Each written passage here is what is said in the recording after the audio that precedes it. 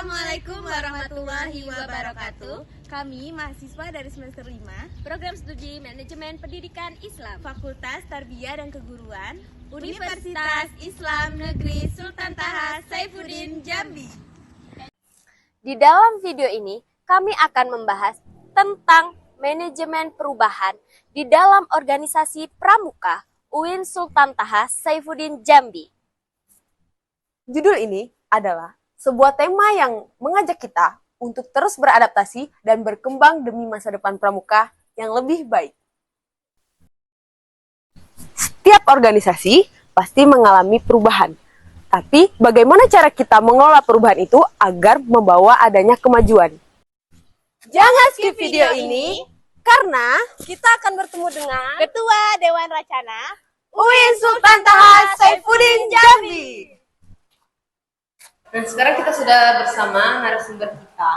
Nah, sebelumnya nama abang ini adalah Abang Tio Rahmat Merianto. Benar kan, Bang? Ya, betul. Betul. Abang ini baru saja menyelesaikan studi akhir di Universitas Islam Negeri Sultan Taha Saifuddin Jambi.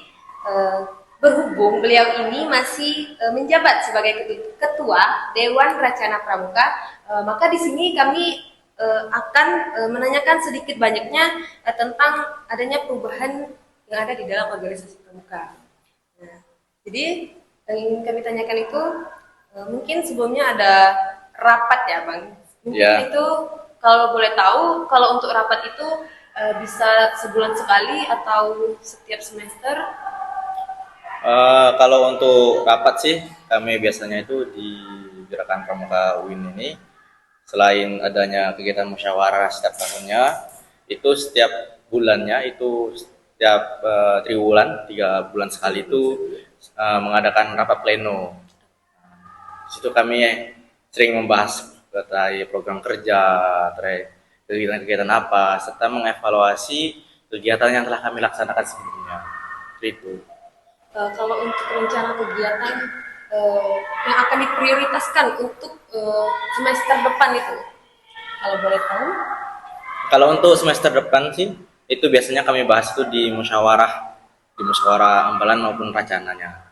Nah, itu untuk tahun depan itu bakal disusun untuk program kerjanya, seperti kegiatan kami itu ada yang namanya LSHRP, ada PHLKMD, ada Kema Bakti Pramuka, dan lain sebagainya. Itu nanti dibahas di musyawarah itu nanti. Setiap tahunnya itu bakal ada.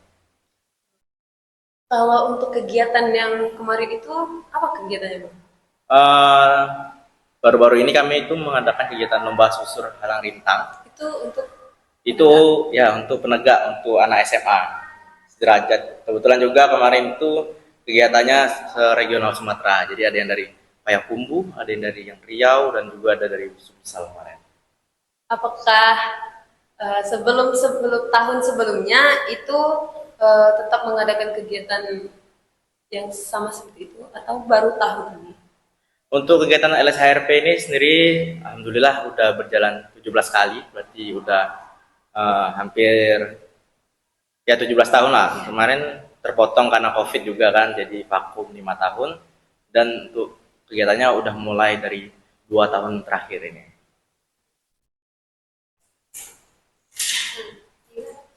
Untuk kegiatan pramuka itu apakah ada program pelatihan khusus untuk anggota yang ingin mengikuti lomba pramuka tingkat provinsi atau nasional?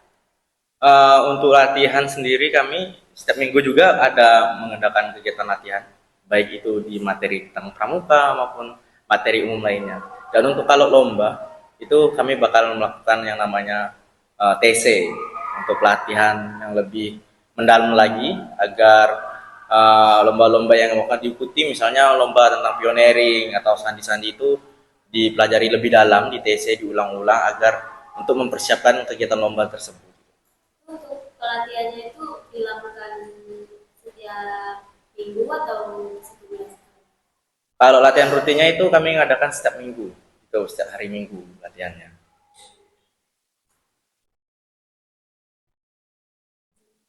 Saat ini jumlah anggota baru yang aktif sedikit menurun. Apa strategi yang Abang rencanakan untuk menarik dan mempertahankan anggota baru terutama pada angkatan Kalau perihal keanggotaan yang makin lama semakin ya kurangnya minat orang, banyak sekali orang yang minat untuk berorganisasi kurang, dan strategi kami itu untuk anggota-anggota yang baru itu kami selalu ingin menciptakan hal-hal baru agar untuk anggota-anggota yang baru ini yang sebelumnya juga udah pramuka di sekolahnya, dan jika bergabung di Pramuka UI ini mereka mendapatkan pengalaman-pengalaman baru yang belum mereka dapatkan di sekolah sebelumnya, seperti itu rencana. Terus apa harapan Abang ke depannya dalam setahun ke depan, dan bagaimana kita bisa mencapai itu bersama organisasi pramuka? Kalau terutama di organisasi pramuka yang ada di UI ini, harapan saya untuk kedepannya ya semoga lebih mengompakkan diri, itu yang pertama, dan juga lebih meningkatkan lagi kegiatan-kegiatannya. Mungkin kegiatan-kegiatan yang sebelumnya itu dipertahankan, dan juga mungkin ada kegiatan-kegiatan baru yang lebih segar, lebih fresh lah untuk pramuka UI. Tadi kan untuk perlombaan tingkat nasional itu Bang. Ya. Nah, itu kan adanya pendalaman kayak pioneering dan sebagainya gitu kan. Nah, itu berarti untuk semua anggota yang ada di pramuka itu? Kalau untuk latihan pioneering, memang semuanya dilatih. Semuanya akan belajar, mendapatkan materi dan pembelajaran yang sama untuk setiap anggota yang ada di Geram Pramuka. Tapi jika ada perlombaan, misalnya ada perlombaan itu kami mengadakan namanya seleksi. Jadi nggak semuanya bisa mengikuti lomba. Jadi disitulah kami mengadakan TC, situ ada kami seleksi. Jadi anggota-anggota yang mau ikut lomba ini kami bermalam, nginap TC-nya. Dari situlah bisa kami mengirimkan orang-orang untuk mengikuti lomba-lomba yang baik di tingkat daerah maupun di tingkat nasionalnya. Kalau untuk kerjasama itu Bang, pramuka ini ada nggak kerjasama dengan organisasi lain? Kalau kerjasama di setiap kegiatan kami itu selalu melibatkan organisasi-organisasi lain, misalnya di luar pramuka UI-nya. Seperti kegiatan yang sebelumnya juga di LSIRP itu kami ada kerjasama dengan KSR UIN, terus ada Menwa UIN juga ada, dan juga untuk organisasi yang di luar kampus UIN itu ada SAKA, itu dari SAKA Bayangkara Mestong dan SAKA Bayangkara Danau Teluk. Kemarin itu dari Danau Teluk. Nah, itu untuk kegiatan mendukung kegiatan-kegiatan kami. Dan juga masih banyak sih lembaga-lembaga yang bekerja sama dengan kami, baik itu di bagian sponsorship atau media partner segala macam. Itu udah berjalan berapa lama? Kalau kerjasamanya itu karena kemarin kegiatannya sempat vakum, jadi mulainya itu dari tahun kemarin. Tapi sebelum-sebelumnya juga udah ada juga. Berarti itu kendalanya karena COVID? Iya, karena COVID. Jadi kegiatannya vakum 5 tahun. Kalau problem sih nggak terlalu banyak sih kalau mau dibahas bersama seluruh anggota kan. Karena sistem dari organisasi pramuka sendiri ini ada yang namanya pengurusnya, itu ada di bagian dewan. Nah, jadi ketika ada masalah, problem itu pasti akan disampaikan nanti di rapat pleno yang saya sebutkan tadi, yang setiap triwulan itu bersama BPBH-nya. Nah, untuk masalah sendirinya itu kurang lebih kebanyakan itu rata-rata setiap organisasi itu tentang keaktifan anggota. Nah, banyak anggota-anggota yang setiap latihan rutin, contohnya itu banyak yang izin berhalangan hadir karena memang kalau di di kampus ini kan mahasiswa itu sangat ada kegiatan sekali kan, banyak kegiatan, misalnya kayak mungkin ada yang ikut organisasi di tempat lain. Di kampus ini kan mahasiswa itu sangat ada kegiatan sekali kan, banyak kegiatan, misalnya kayak mungkin ada yang ikut organisasi di tempat lain, ada ikut kegiatan-kegiatan, event-event, ikut seminar dan beberapa tugas-tugas kuliah yang membuat mereka berhalangan hadir gitu sendiri. Tapi kalau di setiap event mereka bisa untuk membantu kegiatan pramuka itu sendiri. Dan itu mesti dibicarakan bersama-sama perihal perizinan agar semuanya lebih terorganisasi, terstruktur, supaya tidak ada yang salah paham ketika orang-orangnya kok gini setiap minggu nggak pernah latihan rutin, tapi kalau pas acara beliau ini dikasih tempat yang ya contohnya yang menonjol itu kan, yang ketemu banyak orang, sedangkan yang aktif-aktif ini kadang-kadang mereka di bagian yang di balik layar gitu. Kalau untuk seperti itu kan, apakah ada tindakan nggak dari kayak misalnya nih, kayak ada salah satu mahasiswa itu yang aktif pramuka, terus kayak ke depannya tuh kayak sering izin, apakah ada dikasih minimal 3 kali izin, terus ada konsekuensi? Untuk perihal anggota yang tidak aktif itu biasanya itu dilakukan pemanggilan oleh pemangku adat. Kami ada namanya pemangku adat untuk perihal pengaturan keanggotaan, baik itu perizinan latihan rutin maupun keaktifan dan lain sebagainya. Itu kalau dilihat aktif nggak aktifnya itu banyak variabel lah, misalnya tuh variabel yang mengungkapkan bahwa orang ini aktif atau nggak aktif kan, nggak cuma dilihat dari orang ini aktif latihan rutin atau enggak gitu kan, banyak sekali. Nah, contohnya untuk penanganan seperti itu, biasanya pertama dikasih surat peringatan yang pertama SP1, kalau juga tidak bisa di SP1, SP2, lalu dilakukan SP2 ini dilakukan pemanggilan bahwa diminta untuk datang ke sekretariat untuk bertemu dengan pemangku adat untuk berbicara, untuk kenapa nggak bisa hadir, kenapa nggak bisa ikut bantu acara dan lain sebagainya. Misalnya udah selesai itu, orangnya nggak aktif lagi, maksudnya banyak izin, nggak ada kabar dan segala macam, dilakukan SP3 dan lalu dikeluarkan dari pramuka. Lebih ke ditanya komitmennya untuk bergabung ke organisasi ini. Dia bergabung ke sini untuk belajar kah, untuk sekedar ikut-ikutan, atau berkontribusi atau mengabdi segala macam. Kan setiap kegiatan itu membutuhkan pembiayaan.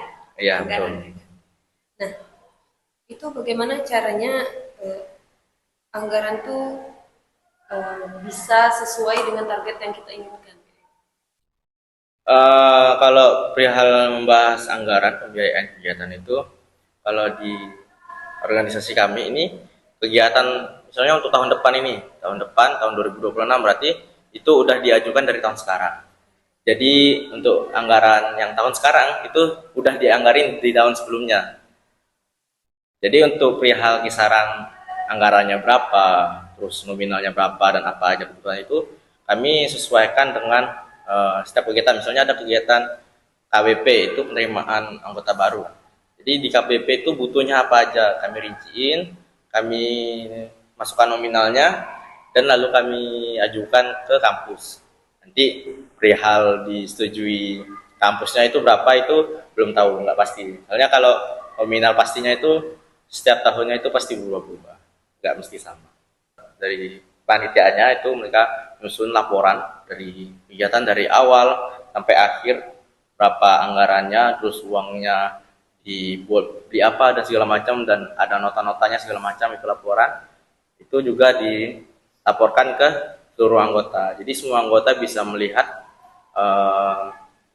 hasil kegiatan, dan juga itu udah kami buat seperti Google Sheet untuk Excel juga. Di situ kami cantumkan nominal-nominal anggaran. Jadi semua orang bisa mengakses dan juga melihat berapa pengeluaran, pemasukan uang dari gerakan pramuka ini sendiri. Gitu. Kalau itu kan kayak anggaran dari kampus. Ya. Dalam itu ada nggak kayak misalnya nih uang danaan dari anggota, kayak di uang kas setiap apartemen itu ada kayak uang masuk uang kas itu 2.000 atau berapa?